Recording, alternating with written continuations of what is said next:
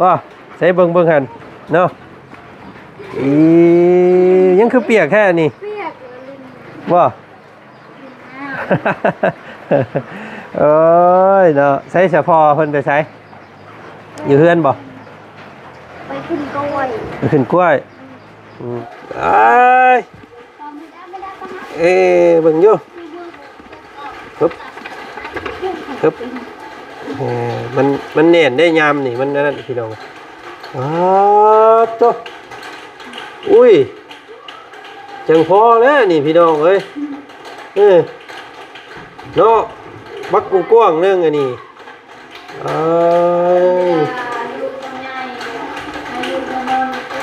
เนาะว่าบุก้าอันนั้นแล้วอันนี้เนาะน้องอ่อนล่าสุดพี่น้องเลยเนาะได้ห้องอยู่ใต้ดินที่ห้องนั้นอยู่ตะลุมตะล่างเนาะงดงามพี่น้องเลยโอ้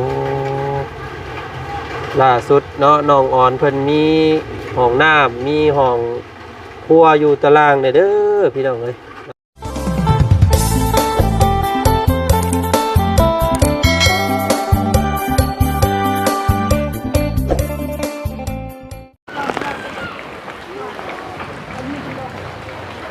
เนาะพี่น้องเนาะฟ้าฝนเบิดมือเอาจิซื้อพี่น้องเลยเนาะผ่านถึงฟ้าหัวมือนี้ เนาะตัดภาพมาทั้งพี่วัดที่นี่พี่น้องเนาะทางบ่อจันออกมาจากบ้านน้องเมน้องเอิงเพื่อนพี่น้องเลยเนาะเข้ามาเยี่ยมยามเนาะทางน้องอ่อนเบื้องก้อนพี่น้องเลยโอ้เพิ่นเห็นในคลิปเนาะมีเฮือนครัวหลังบ้านใหญ่พี่น้องเลยเนาะ เอามาเบิ่งก่อนเนาะโอ้ผลดินย่อยสนั่นวันไหวอันนี้พี่น้องเลยขอส้นผลน้ำแน่เนาะสบายดีเฮ้ยเนาะโอ้ควันไฟมืดคือว่านี่เนาะ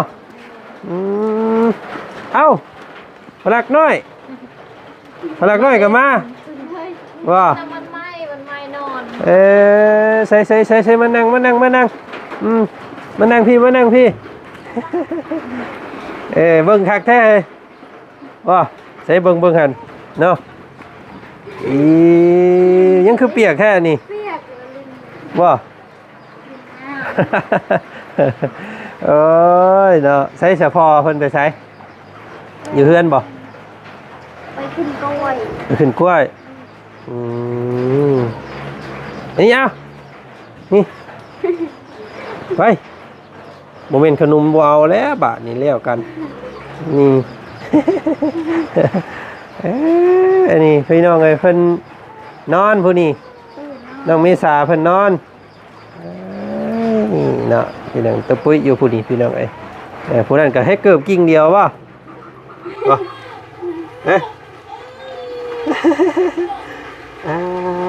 ต้องฝนตกกันอยู่บ้านน้องอ่อนเด้อพี่น้องไอ้ตอนนี้เนาะทางบ่อจันเข้ามาดินน้ำเพิ่นเนาะเข้ามาดินน้ำน้องอ่อนพ่อ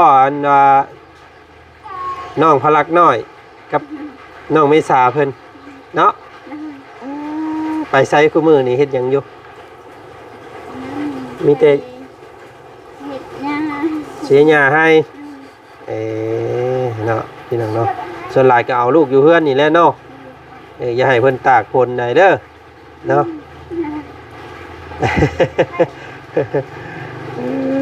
เนาะเอาแต่พี่น้องไงเนาะพอดีแล้วมานี่ก็อาจารย์บ่ได้ไปฮอดเฮือนพี่น้องไงเนาะเอาอันนี้แบ่งให้เนาะมื้อกินเด้อมื้อกินเนาะนี่อันมาฟงผากน้องอ่อน เอาไว้ต้มกินสู่ลูกกินเนาะไปยังมากมื้อนี่ไปไสไปเอาพื้นโอ้สองรอบไปเอาพื้นฝนตกลมทางเพื่อนซ้ำเนาะเอารถบ่ไปเอานะเอาใส่เป้าแบกโอ้ยพี่น้องเลยนะมันมีเบรกเนาะไปเอาอยู่ไสเวลาไปเอาพื้นเอานี่เอาดัวเอาป้า เออเนาะทางอาจารย์ก็ขึ้นไปหาน้องกันแม่น้องเอิงเพิ่นเนาะฝนตกห้ำหัวเล่านั่นกะเนาะนอนกับลูก4คนกระตูบหลังน้อยๆพี่น้องไงเนาะเอาไปเล่น2ตัวแล้วเรือนเซียวเฮาเลย เออ เวลาเว้าม่วนก็ได้ยิ้มเวลาเว้าเป็นทุกข์นี่ ให้เนาะ ทุกข์กัน เออพี่น้องไงเนาะ ไปกันเฮ็ดเวียกเฮ็ดงานก็ซอยกัน อืม เป็นหมู่เด้ เนาะ เป็นเซียว เบิ่งกันนั่นแหละเนาะผ้าตกฝนดินแห้งก็เอาเรามานอนอยู่ตารางพี่เด้อเนาะบ่ไหวได้นอนอยู่หั่นพี่น้องเนาะย่านแต่มันหัวใส่หัวแล้ว เฮาเป็นห่วงและเซียวเฮาก็นอนได้ เนาะ เตียก เออ จักสิซอยเนี่ยได้เฮา เนาะ มีแต่ซอยให้เซียวบ่ต้องคิดร้ายเฮาเว้าใส่เซียว เออเนาะ ให้คิดร้ายคือเฮามื้อนั้นก็คือกัน เนาะ เซียวเฮามาเฮ็ดมาเราก็ต้องคิดร้าย เออ ได้ก็เป็นกำลังใจ เนาะเบิ่งกันแย่งกันเด้อเนาะพี่น้องเนาะก็สำหรับแม่น้องเอิงเพิ่นก็ถือว่าหย่ากันแล้วกับผัวเนาะอย่าขาดแล้วพี่น้องเอ้ยอืมใครสิอยู่เฮือนพุ่นมีคนอยู่บ่บ่มีเอ้ยมาดินน้ำหมู่พี่น้องเอ้ยเนาะเพราะว่าเฮือนน้องเพิ่นอยู่หลังหมู่พุ่นเนาะก็เลยมาดินน้ำหมู่ มาเล่นน้ำมูกอยู่เดียวม่วน เนาะ กินนมเจ้าเองบ่ใครอยู่เสียพี่น้องนี่ นอนปุ๋ยเลยเนาะพลักเมื่ออาบน้ำให้ลูกเด้อแล้วยันเพิ่นบ่สบายเด้อันพี่น้องเนาะมาเบิ่งเนาะบ่เห็นกันอาทิตย์เดียว2อาทิตย์นึงพี่น้องเอ้ยเนาะแล้วเลยเนาะโอ้ได้เฮือนครัวจู้ไผใช่แล้วบ่ยังอยู่เอ้าคือบ่จู้ ยันเพื่อน เดี๋ยวกันจะเพื่อนเอาเป็นห้องนอนซะบ่จักอันนี้โอ้ เขาอยากนอนเลย เห็นว่าเขาเบิ่งอยู่เขาเบิ่งอยู่พาเขาเบิ่งแน่เนาะโอ้ยสิบ่เอาเป็นหม่องนอนอีกแล้วเพิ่นเบิ่งคักแล้วนี่เนาะไอ้เบิ่งอยู่ฮึบฮึบมันแน่นได้ยามนี่มันนั่นพี่น้องโตอุ้ยจังพอแล้วนี่พี่น้องเอ้ยเนาะบักกว้างๆนึงอันนี้ลูกใหญ่ให้ลูกนอนเต็ม เนาะ แล้วมีเอาไว้เพื่อนเพิ่นบ่ได้ใส่หน้าต่างเนาะเพิ่นปิดเบิดเลยนี่พี่น้องเอ้ยปิดข้างนี้แล้วก็ปิดข้างนั้นอันนี้เป็นไม้บ่ไม้เนาะทนทานพี่น้องห้องครัวก็ใหญ่โพดเนาะ เพิ่นก็เลยบ่กล้ายุไผใส่แล้วอันนี้ ลูกไทยเพื่อน โอ้ได้ยินเบาเสียงเพิ่นว่ายังสิอันมาทาสีให้บ่ โดยยังพาซี่เดี๋ยวบอกคนตกตลอด สีเพิ่นซื้อมาได้เนาะครบหมดแล้วนี่พี่น้องเอ้ย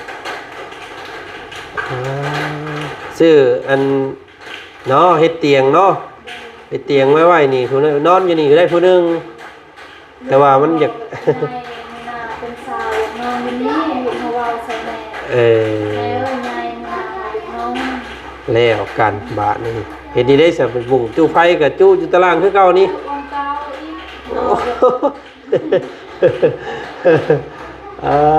ก เจ้านี่ดังไงเนาะลูกหัวออกมานี่โอ้ตกใจแล้วนี่เนาะห้องน้ำก็มีห้องนอนอยู่ตารางก็มีเนาะจักมือเพิ่นเฮ็ดนี่เนาะ มา7 มื้อ โอ้ประตูเพิ่นอัดเข้ามาทางในเนาะปิดเข้ามาทางในพี่จูไฟอยู่พี่บาทนี่แล้วกันคือเก่าแล้วอันนี้พี่น้องเนาะ โอ้อันนี้มุงทางนอกพี่น้อง ำว่ากะสุดแล้วแต่ชุบเจ้าหั่นแหละเนาะแต่ว่าเอาไว้เฮ็ดอันนั้นกะแล้วแต่ มันงามเลยพี่น้องไงมันงามเดี๋ยวบ่กล้าจุไฟใส่ เป็นงามบ่กล้าจุไฟ เนาะนี่ นี่ก็น้องยัดมืดนี่นะ เนาะอย่ามันดำเด้อนี่พี่น้องไง เช้านั่นสิก็ฝนตกตลอด แล้วกันนี่เบิ่งมาเบิ่งก่อนพี่น้องเบิ่งทางนี้ก่อนเด้อเนาะโอ้น้ำบ้านเพิ่นไหลมาเนาะสัตว์ไปพี่คักดีเด้พี่น้องเพื่อนลาวบาทนี่ถ้าว่าสิเฮ็ดขี่แต่เพิ่นตะไผก็เฮ็ดอยู่จุอยู่เพิ่นสิจุอยู่นอกคือเก่าว่ะเนาะแต่ก็ว้ายพี่น้องก็ยากแล้วบาดนี้เนาะเฮ็ดเฮือนให้งามแล้วบ่กล้าใส่อีกแล้วเป็นน้องสอนอีกแล้วอันนี้ก็ได้เนาะ เบิ่งเด้อรอเบิ่งก่อนเด้อสบาดสะเบยพี่น้องเอ้ยพี่กว้างขวางเนาะพี่อันนี้สวนน้องเพิ่นมักพริกมักพายมงปลูกมงพังใหญ่ดินี่พี่น้องเอ้ยนี่เนาะโอ้พ่อน้องเพิ่นจังว่าบ่กล้าอันนั้นแล้วอันนี้เนาะน้องอ่อนล่าสุดพี่น้องเลยเนาะได้ห้องอยู่ใต้ดินห้องนั้นอยู่ตะลุมตะลางเนาะงดงามพี่น้องเลยโอ้ล่าสุดเนาะน้องอ่อนเพิ่นมีห้องน้ำมีห้องครัวอยู่ตะลางเด้อพี่น้องเลยเนาะ จ้ะเนาะงดงามดีอกดีใจน้ำน้องเพิ่นพี่น้องเลยขอมุกขอบใจที่สดสวยน้องเพิ่นอีกครั้งเนาะผู้รับผู้ใหญ่ใจดีเด้อได้บุญได้กุศลนำกันเด้อเนาะโอ้ยฝนแต่ว่าตารางน้องเพิ่นยังบ่ได้เทพื้นพี่น้องเลยตั้งแต่กี้พุ่นแหละเนาะยังเป็นพื้นเก่าๆอยู่ผู้ใดหาเงินหาได้เงินได้ทำอีกผู้เด้อเนาะยังพากันนั้นว่าเทพื้นมันจังบ่เปื้อนเพราะว่าเพื่อนน้องเพิ่นเอายกขึ้นสูงเติบได้พี่น้องเพื่อนเนาะเป็นเสาไอ้กินข้าวฮะไอ้กินข้าว เอามียังกินกินหน่อไม้โอ้ยไอ้กินมาแล้วเมื่อกี้นี่กับเบาเสียงอยู่หั่นอันกับข้าวหั่นเนาะกินลาบอยู่หั่นเอื้อยนั่นน่ะพี่น้องเนาะกินเรียบร้อยแล้วต้มกินนี่บ่นี่ไปค่ายพอไปซื้อลูกฮะลูกเอาไปค่ายเราไปซื้อเอามาต้มโอ้ขายบ่ได้มีคนซื้อเราได้แล้วมีได้ค่ายน้ำไม้มีได้ค่ายน้ำไม้เนาะมันบ่มีคนซื้อที่บัดนี้เนาะก็เลยเอามาต้มกินมันก็หลายคนขายโพดเห็นว่าเนาะลายเดี๋ยวบางครั้งค่ายบางเพราะว่าสังเกตเห็นหลายคนหาบออกไปนะทางบ้านพะลองเนี่ยเนาะบ้านทางแถวบ้านเนี่ยเก่งปงเก่งแปรเพิ่นก็มาเบิดเลยมันก็เลยญาติกันบาดนี่เนาะคนขายแต่ลายคนซื้อเนาะคนขายลายคนซื้อกินคู่มือมันก็บ่ไหวได้เลยเนาะกินหลายก็กระเพาะขึ้นของน้ำเข้าสบายบาดนี้เนาะบ่ต้องงั้นว่าไป บ่ต้องเข้าไปป้าอีกต่อไปบาดนี้เนาะเราเนี่ยเป็นตกแบบนี้มีห้องน้ำไปอยู่ป้าเนาะโอ้สบายแล้วสะดวกสบายพี่น้องไอ้ป่านี้เนาะลูกๆก็ให้เพิ่นเข้าทำความสะอาดเอาเด้อเนาะอย่าเฮ็ดเปื้อนเด้อเนาะที่เถื่อแขกคนมาเยี่ยมมายามมันสกปรกบ่ได้พี่น้องเนาะแค่อยู่ดอกน้องอ่อนเพิ่นบ่ระวัดได้อยู่ดอกเนาะยังเบิ่งยังบ่อันนั้นปานใดพี่น้องเพราะว่าเพิ่นยังสิทาสีอยู่เนาะเพิ่นสิ ทาสียังเพิ่นซื้อมานี่ ที่ใหญ่ที่เล็ก สีฟ้าบ่สีเขียวบ่สีหยังจังว่าเด้อติเนาะเราบ่เสียงเพิ่นสีขาวเนาะอยากสิเป็นสีขาวบ่ที่ไหนสีเดนโซเนาะทั้งห้องน้ำห้องในได้เนาะเพิ่นสิทาเนาะในตู้เสื้ออันได้ตู้อันเก็บถ้วยเก็บบวงอีกพี่น้องเอ้ยงามบ่ได้หัวเนาะพากันลงมานอนที่แล้วสบายนี่ ลูกสาว3คนเนาะพุ่น4เนาะโอ้ยลืมโอ้ ลูก4คนลูกสาวหมดเลยสบายเลยมีลูก หาผู้ใดผู้หนึงเด้อมาเอาผัวมาเลี้ยงชุมเจ้าเลื่อนไปน้ำผัวเบิดแล้วเจ้าเอ้าก็เอามาได้ผู้หนึ่ง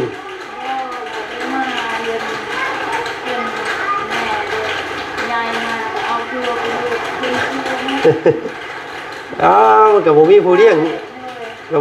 แม่แล้ว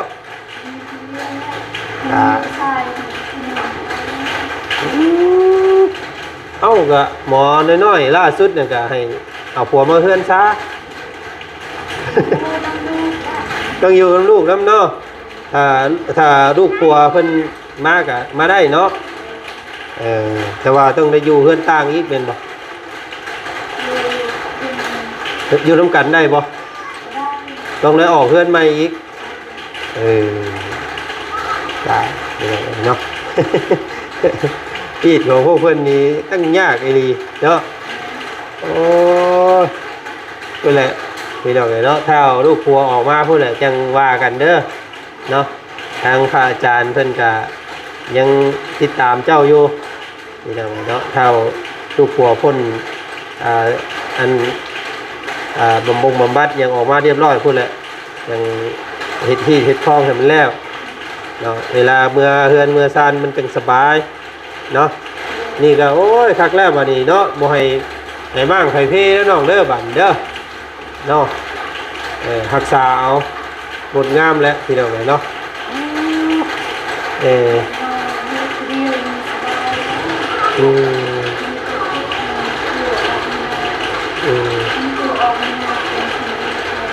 เนาะ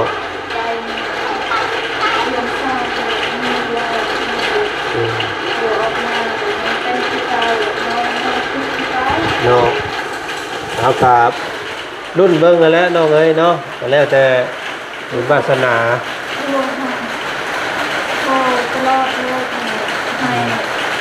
ให้พอออกแน่พอออกแน่เลยได้สิ่งที่ออกแล้วมันยังดูมีก้อนดูมีก้อนชายมันดูมีก้อนพอดีแล้ววัดปีนี้พอดีครบกำหนดได้เนาะโอ้เสียงนั้นเสียงฝนผมว่าพี่เนาะก็ออกมาก็คือน้องเพิ่นเว้าหั่นแหละเนาะหายเศร้าก็รักษาเฮือนซ่านให้มันเกลี้ยงกล้วยไปหน้าก็ใครอยู่น้องๆเนาะแต่ว่าก็ยังคิดอยู่หั่นแหละว่าซั่นซะออกมากำเปลี่ยนแปลงเลยก็ใครก็อันนี้เฮาก็เว้าให้ก่อนบ่ได้เนาะชุดแล้วแต่บุญวาสนาและแต่ว่าเพิ่นออกมาจักเทื่อก็เป็นคนฮู้ผู้ดีไปเลยก็มีเนาะเราตัวหาคนที่เมียเลยข้ามนิดนึงเมียเป็นคนได้เจ็บไข้เราดูดีมีแห้งก่อนคือให้ทุกท่านมาดูเพราะเราเจ็บคือมึงเจ็บเป็นไข้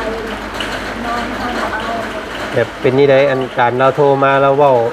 อ่อนเว้าหยังอยู่บ่เว้าดีเนาะเจ็บก็กลัวเนี่ยจะเป็นแบบเราเจ็บคือแบบเป็นกระเกาตัวเราหายไปเริ่มแล้วผิดแล้วผิดแห้งแล้วตัวเขาไป ใช่หาย เนาะ เราว่าเป็นนั้นคือเราเฮ็ดเองคือเราเลยเฮ็ดเจ้าใจเราให้ดูเรื่องคนต่างใจ บอกเพิ่นอยู่ว่าเพิ่นมีคนมาเฮ็ดอหยังห้องน้ำบอกเพิ่นนะบ่บ่ได้บอกบ่ มีผู้ใหญ่ใจดีสันเนาะเพิ่นเฮ็ดห้องน้ำให้แล้วก็เข้าพื้นเข้าไฟเข้าน้ำแล้วก็เฮ็ดเฮือนครัวมุงจูพื้นจูไฟให้สันเนาะถ้าเพิ่นโทรมาวันหน้าก็บอกเพิ่นนำเด้อเนาะ มีนาตัวโตมีนาเขาบอก บอกเพิ่นนำนี่นะ โทรหาตอนมันหาอีก2 แสนซื้อได้เราส่งให้เจ็บแน่เลยเรามีเงินมีเงินเจ็บอีกไปหามาใหม่ก่อนใส่ตัว เนาะพี่น้องเนาะก็มีแต่ภาวนาให้ลูกผัวมาออกมาให้เปลี่ยนแปลงแล้วน้องเนาะและรักษาเฮือนซานเด้อเนาะว่าจะไปทุกข์ไปมั่งที่เก่าแหละ ต้องคิดในใจพอผู้ออกมาให้เป็นดีใจ เคยสีเศร้าอยู่ดอก คือให้เป็นคือเป็นอีกใจน้องคิดตลอดเลยแบบให้คือเป็นดีแบบเครื่องสร้างก็มีแล้ว เนาะครบเบิดเลยพี่น้องนะไฟน้ำในเนาะสบายสะดวกบ่ต้องทุกข์ยากคือตะกี้ ทำงานทำคือทำเดือนก็อายนี่แหละสอนแบบแม่มีแต่คิดเรื่องทุกข์ อยู่ตอนนี้ก็สบายเนาะสบายอกสบายใจเมื่อยกายก็สบายเมื่อยกายก็สบายใจใครอยู่พี่น้องเลยเนาะ ให้แล้วย่านผัวออกว่าย่านเฮือนเป้เพ่คือเก่าว่าสันพี่น้องเลยบ่เป็นหยังดอกเพิ่นเศร้าได้แหละบาดนี้เนาะมีแต่ให้กำลังใจเราเด้อเอาอ้ายเข้ามายินดีนำซื่อๆเนาะมาดีใจนำเด้อมื้อเพิ่นทาสีเดี๋ยวสิมาเบิ่งใหม่อีกเนาะมื้อนี้ไปป้าก่อนเด้อฝนก็แห้งซ้ำพี่น้องเลยบ่ให้เนาะสบายดีเนาะก็ขอตัวก่อนเด้อ ขอบคุณอายเด้อขอให้อายไปใส่มาใส่ขอให้อายไปใส่มาใส่มีแฟนตลอดปีและตลอดไปขอให้ทั้งหมดกับตัวอายขอให้มีความสุขความเจริญสุขกายสบายทางใจเด้อขอให้สุขภาพร่างกายแข็งแรงขอให้เกิดราหักแพงหลายๆทั้งหมดกับตัวอายเด้อโซยน้องได้ปะบริทินขอบคุณหลายๆเด้อสาธุและทั้งหมด FC ปาลุงและทุกคนขอเถิดราหักแพงหลายๆเด้อและทางพระอาจารย์นำติดตามตลอดขอให้พระอาจารย์อยู่ดีมีแรงทุกท่านขอให้สุขภาพร่างกายแข็งแรงความเจ็บไม่ได้ความไข้ก็ไม่มีขอให้โนมันเป็นยืนขอให้อยู่เย็นเป็นสุขเด้อสุขทางกายสบายทางใจเด้อสาธุ โดยเนาะเอาพี่น้องไงเนาะเบิ่งลูกเบิ่งเต้าเด้อเอาเบิ่งแย่งกันพี่น้องไงเนาะสมบูรณ์แบบแล้วเฮือนเราบาทนี่เนาะมาจนตกใจเบิดกี่นี่โอ้หัวเนาะหลังบักใหญ่ เห็นทางเบาเสียงเพิ่นโทรถามตอนนั้นว่าห้องครัวน้องตะโลเพิ่นเท่าไหร่ว่าซั่นพี่น้องคิดว่าเพิ่นสิเฮ็ดซ้ำกันเนาะอันนี้ใหญ่เนาะสมว่าเราบ่กล้าเฮ็ดจุไฟใส่แหล้วอันนี้เนาะโอ้บักใหญ่ เอาไปบ้านน้องเด้อไปป้าเด้ออ้ายเนาะฝนพี่น้องตกพลึกดีฝนเนาะเฮ็ดเฮือนงามน้องเพิ่นก็เป็นห่วงพี่น้องเนาะยันผัวออกมาตบตีทุกข์มากอีกว่าซั่นก็มีแต่ภาวนาเนาะให้เปลี่ยนให้แปลงและพี่น้องเนาะก็คือสิเปลี่ยนสิแปลงแล้วคือสิลาบสิจื้อแล้วว่าซั่นซะตั้งน้ำผัวก็ได้เนาะเนาะขอมุกขอบใจหลายๆพี่น้องเนาะเบิดสุขสุขคนเด้อสบายดีเนาะ